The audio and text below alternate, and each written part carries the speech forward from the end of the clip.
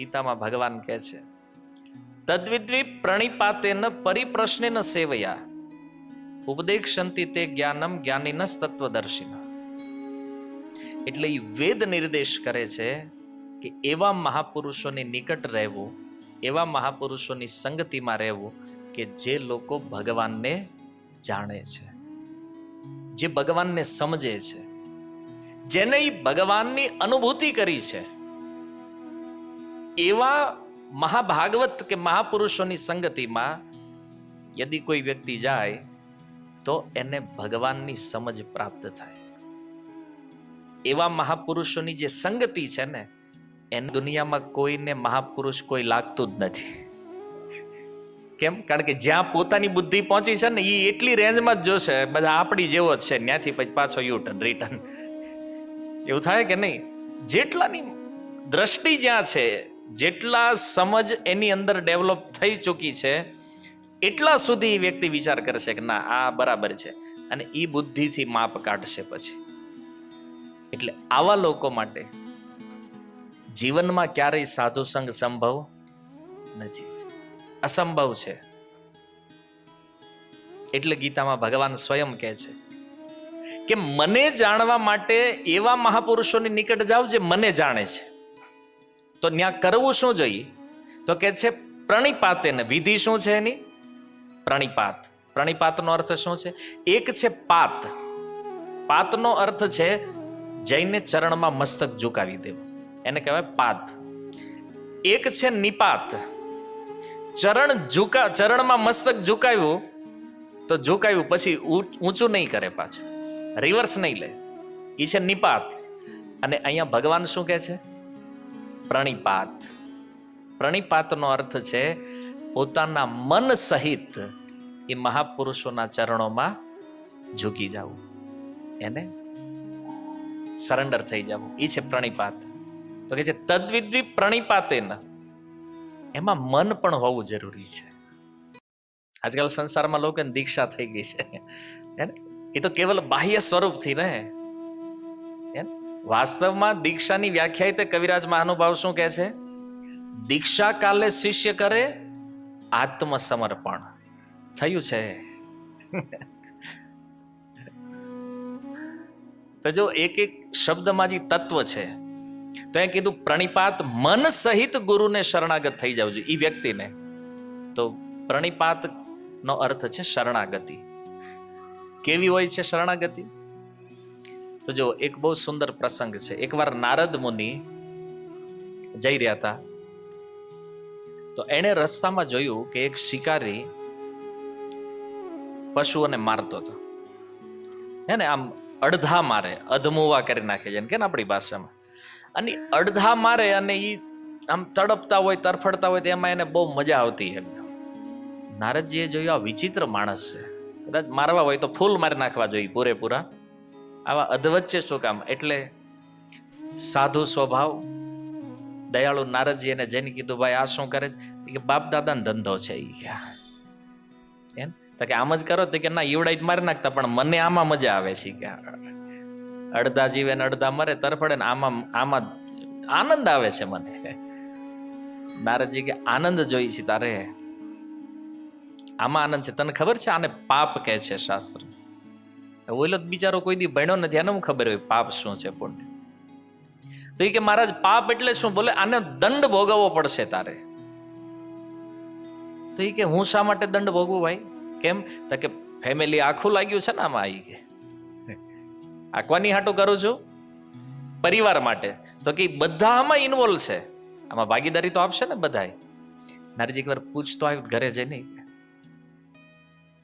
તો એ કે સાધુ આમ થાય ચતુર હોય છે, તો એ કે તમે પૂછવાન બાનાથી છટકી જાઓ તમે. તે તો નારદજી કે કામ કરી બાંધીને વયો જા.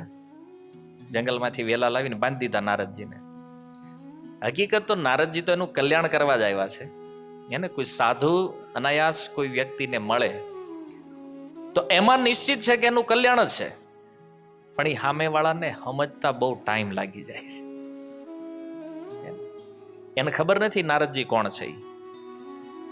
ઘરે ગયો ને પછી પ્રસંગ તો આ બધો તમે જાણો છો. પૂછપરછ થઈ ઘરે, પત્નીએ ના પાડી, બાળકોએ ના પાડી, માતા પિતાએ ના પાડી. એટલે આવીને પછી નારદજીને ચરણમાં પડી ગયો. અહીં સુધીની કથા આપણે જાણીએ છીએ. હવે સમજવાનો વિષય આની આગળ છે કે નારદજીની શરણાગતિ એણે લીધી. એ શરણાગતિ કેવી છે જાણો તમે? અચ્છા, નારદજીએ કીધું એક કામ કર. હવે એ આવી ગયો એટલે એને કીધું કે મને તો બહુ પાપ લાગવાનું છે અને મને કેટલો મોટો દંડ મળશે, તમે બચાવો મને આમાંથી. નારદજી કે બચાવી લો, મારી પાસે ઉપાય છે. તો યારું હવે ગુરુના રૂપમાં સ્વીકૃતિ થઈ ગઈ નારદજીની. પછી કીધું અહીં બેસી જાતું. હા બોલે હવે તો કે તારે રામ નામનો જપ કરવાનો છે. રામ શાસ્ત્રોમાં એવું લખ્યું છે એ રામ ન બોલી ગયો. હવે તમે વિચાર કરો, આ દુનિયામાં ગમે એટલો પાપીથી પાપી માણસ હોય અને એને જઈને તમે એમ કહો કે રામ બોલ, તો એ રામ નીકળે કે અઘરો શબ્દ છે. કૃષ્ણમાં હજી થોડું કેવડાવે. રામ તો સરળ છે ને, કોઈને કહી દે કે ભાઈ રામ, આશ્ચર્ય, રામ નો નીકળ્યું એનું કારણ તો કોઈ નથી લખ્યું. શું કામ એ રામ નથી બોલી શક્યો? પણ હવે ઓલા કેમ સાધુઓ તો પોતાની બુદ્ધિથી વિચાર કરે, એટલે કોઈ મહાનુભાવોએ કીધું કે ભાઈ પાપ એટલા હતા ને, રામ શબ્દ નો નીકળ્યો. થોડુંક છે વિચિત્ર, સમજવામાં તેને સાંભળવામાં તે રામ હવે નથી બોલાણું એ પાકું છે. એ તો લિખિત રૂપમાં છે કે ભાઈ આ રામ ન બોલી ગયો. નારદજી કે ઠીક છે, એક કામ કર, તને ઈઝી શું પડે જ બોલવામાં? ફાવટ એ કે મારવાની ફાવટ છે, કહેતા બધાને ઊંધું કરી નાખી, મરા ફાવશે. કારણ કે પ્રેક્ટિસ હતી ને એની. અચ્છા, એને કીધું વાંધો નહીં, મરામાં ચાલુ રાખી. કે રામમાં નથી ફાવટ, મરા ચાખ. અને આટલું કહી અને નારદ મુનિ ત્યાંથી નીકળી ગયા. આણે મરા જપવાનું ચાલુ કર્યું. નારદજીએ વિચાર કર્યું કે ભગવાન તો સમજી લે હે ને, મ રા રામ થઈ જાય ને વચ્ચેથી. પછી એક શબ્દ, એક અક્ષર જો આગળ પાછળ થઈ જાય તો મરાનું શું થઈ જાય? રામ. કારણ કે મરા મરા બોલે એમાં રામ તો આવી જાય ને વચ્ચે. નારદજી કે તોય હાલશે. એ ક્યાંક નારદ મુનિ મરા મંત્ર આપ્યો એને, નીકળી ગયા. અમુક વર્ષો પછી નારદજી પોતાના એક મિત્ર પર્વત મુનિને લઈને આવ્યા. નીકળ્યા હતા એ બાજુ. કે હા નારદજી ને આપણો એક શિષ્ય છે અહીંયા. કે પર્વત મુનિ કે આ જંગલમાં કોને છેલ્લો બનાવ્યો તમે? એ કે હાલે મળતા જઈએ. કે તો આવ્યા બે ઋષિ મુનિ ત્યાં, અને રાફડો જામી ગયેલો. પણ આગમન થયું ને ગુરુજીનું, તો રાફડો ફાડીને નીકળ્યો બહાર ભાઈ. પણ એ એટલો પાપી વ્યક્તિ, જ્યારે નારદ મુનિનો બીજી વાર સંગ થયો, બ્રહ્મ તેજ સંપન્ન વ્યક્તિ થઈ ગયું. સ્વામીજી કહે છે, ઉલટા નામ જપત જગ જાના, બાલ્મીકી ભય બ્રહ્મ સમાન. આ ઊંધું નામ જપીને અહીં નીકળી ગયો. બોલો હવે અહીંયા ડાઉટ ઈ છે કે આપણે સીધું જપી છે. આ ઊંધું જપતો તો ઈ બ્રહ્મર્ષિ થઈ ગયો, અને સીધું જપવા વાળા જ આઈના છે. કઈક તો આમાં તથ્ય છે ને. આપણે તો વહેલા આગળ નીકળવા જોઈએ, કારણ કે રોજની હોળ માળા, ડેઈલી મહામંત્ર જપ કરી, અને એ સીધે સીધો આણે મરામાં પામી ગયો વ્યક્તિ. કેમ? જો અહીંયા મંત્ર હારે કોઈ લેવા દેવા નથી, શબ્દ શું બોલે છે. ઘણા લોકો કહેતો કે રામનું ઊંધું મરા, એ તો નારદજીએ કરીને આપ્યું છે ને. શાસ્ત્રમાં આ પ્રસંગની પહેલા થોડી ને કોઈ જગ્યાએ લખ્યું છે કે ઉલટું નામ જપવાથી કામ બની જાય. અને આવો કોઈ ઇતિહાસ નથી બીજો કે ઊંધું નામ જપ્યો હોય ને કામ થઈ ગયું એનું હોય. તો અહીંયા શિક્ષા ઈ છે કે ગુરુની શરણાગતિ કોને કહેવાય? નારદજીએ કીધું કે આ મરા જપવાનું છે, એના મનમાં કોઈ સંદેહ જ નહોતો, કોઈ ડાઉટ નહોતો કે ગુરુએ હું જપવાનું આપ્યું છે. અને અહીંયા તો હરે કૃષ્ણ મહામંત્ર આપી દે ને તોય ઘણા પૂછવા છે, ગુરુજી બીજો કોઈ મંત્ર હોય તો હાલે ઈ કે? પણ આ જે દીધું સી જપ ને ભાઈ, એમાં શું વાંધો છે? ત્યારે કોઈ માને છે કે આ ગુરુ છે અને ગુરુએ કોઈ મંત્ર આપ્યો છે, એનો અર્થ કે તમારે આંખ બંધ કરીને જ સ્વીકારવાનો છે. અચ્છા, જ્યારે એમાં સંદેહ ઉત્પન્ન થાય, એનો અર્થ શું છે? કે ગુરુ પ્રત્યે શરણાગતિ નથી. એ અહીંયા નહોતું. આને એને એટલી જ ખબર હતી આ જે બોલે એ મારે કરવાનું છે. ગુરુમુખ પદ્મ વાક્ય ચિત્ત તે કરી આયક્ય. જે બોલશે એ જીવનમાં આપણે કે ને ગુજરાતીમાં લોઢામાં લીટો છે. પછી એમાં કોઈ ફરક નહીં. અચ્છા, મરા જપવાનું કીધું કાંઈ વાંધો નહીં, મરા તો મરા ચાલુ કરી દીધું. અને બીજું શરણાગતિ જો નારદ મુનિ ગયા પણ એને કીધું નહોતું કે આ કેટલો ટાઈમ જપવાનો છે. આપણને ગુરુ એક લિમિટ આપી છે, 16 માળા થાય પછી પાછું તમારે સંસાર વ્યવહારમાં જવાનું હોય ત્યાં જઈ શકો છો. આને કાંઈ નહીં. એને વિચાર, નારદજી તો વયા ગયા ને પછી જે દિવસે સંધ્યા થઈ ત્યારે એટલે એને વિચાર કર્યો કે આઈનાને બેઠો રહો, ઘરે જાઓ. હારું, આ તો નારદજીએ કીધું નહીં, આ રહેવાનું જવાનું છે. તો એણે વિચાર કર્યો કે ગુરુએ જવાનું કીધું જ નથી, શું કામ ઉઠવું. એ જે દિવસે ત્યાં બેઠો ત્યારથી આ બીજી વાર નારદ મુનિ આવ્યા, ત્યાં વચ્ચે એક પણ વાર ઉઠ્યો નહીં એ જગ્યા ઉપરથી. એટલે ઈ પામી. આને કહે છે પ્રણિપાત, શરણાગતિ.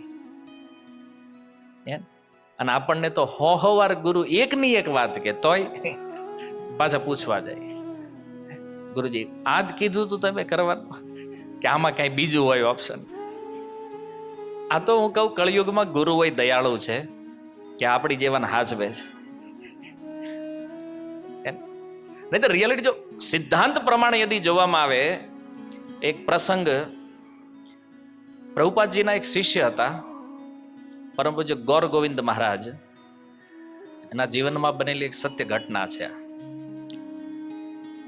એનો એક શિષ્ય એમની પાસે આવી અને એણે પ્રશ્ન આ જ કર્યો કે મહારાજ તમે આ હરે કૃષ્ણ મહામંત્ર 16 માળા જપ કરવા માટે મને કીધું છે, તો આની સિવાય કોઈ બીજો મંત્ર છે ખરો? એટલે મહારાજ તરત કીધું તું નીકળ ભાઈ, માળા મૂકી દે, તું આ મંદિર છોડીને વયો જા, કારણ કે તું કામનો જ માળા નથી. અહીંયાથી જ ખબર પડે પ્રશ્નથી કે એ શિષ્ય બનવા માટે યોગ્ય છે કે નથી. એટલે કીધું તદ્વિધિ પ્રણિપાતે ને, પ્રણિપાત શરણાગતિ પછી પ્રશ્ન થશે. અને પ્રશ્ન તે કેવો હોવો જોઈએ? જિજ્ઞાસાના રૂપમાં, પોતાનું કલ્યાણ કરવા માટે, ગુરુને સલાહ આપવા માટે નહીં. અથવા પ્રશ્ન ચેલેન્જ મૂડમાં ન હોવો જોઈએ. હોય ને ઘણી વાર જોઈ લે આને કેટલું આવડે છે, આપણા ગુરુ થવાના લાયક છે કે નહીં, એ જોવા માટે. તો ભગવાન કેટલું સુંદર અહીંયા સમજાવી રહ્યા છે. પ્રણિપાત, પહેલા શરણાગતિ લાવો, પરિપ્રશ્ન, પછી એને પ્રશ્ન કરવો જોઈએ. અને ત્રીજું છે પરિપ્રશ્ને ન સેવયા, એની ફિઝિકલ રૂપમાં સેવા કરવી જોઈએ. આ ગુરુ તત્વ છે, ભગવાન સમજાવી રહ્યા છે. અને આ 3 વસ્તુ જ્યારે થાય ત્યારે યદી જો ઈ ગુરુ પ્રસન્ન થશે તો પછી ભગવાન કહે છે કે અર્જુન, એ જે જાણે છે ને મારા વિષયમાં, એ જ્ઞાનનો ઉપદેશ કરશે. મને કેવી રીતે જાણીએ? એટલે શરણાગતિ સૌથી મોટામાં મોટું અંગ છે. અને દુનિયામાં દુર્ભાગ્ય એ છે કે પેલા આપણે ગુરુ માનતા નથી, આ પ્રકારની શરણાગતિ નથી. એટલે અપરાધ થાય છે ને. ગુરુને એક સામાન્ય પુરુષ સમજવા અને એની અવજ્ઞા કરવી તે એક અપરાધ છે. પણ આ થઈ રહ્યું છે. તો વાત આપણે એ કરતા હતા કે ભગવત તત્વના જાણકાર જે મહાપુરુષો છે એની પાસે આ રીતે જવાથી એ જ્ઞાન આપે છે. પણ ઘણીવાર શું થાય છે કે એને બાહ્ય રૂપમાં જોઈ લેવાથી આપણે એને સમજી જ નથી શકતા કે આ શુદ્ધ ભક્ત છે.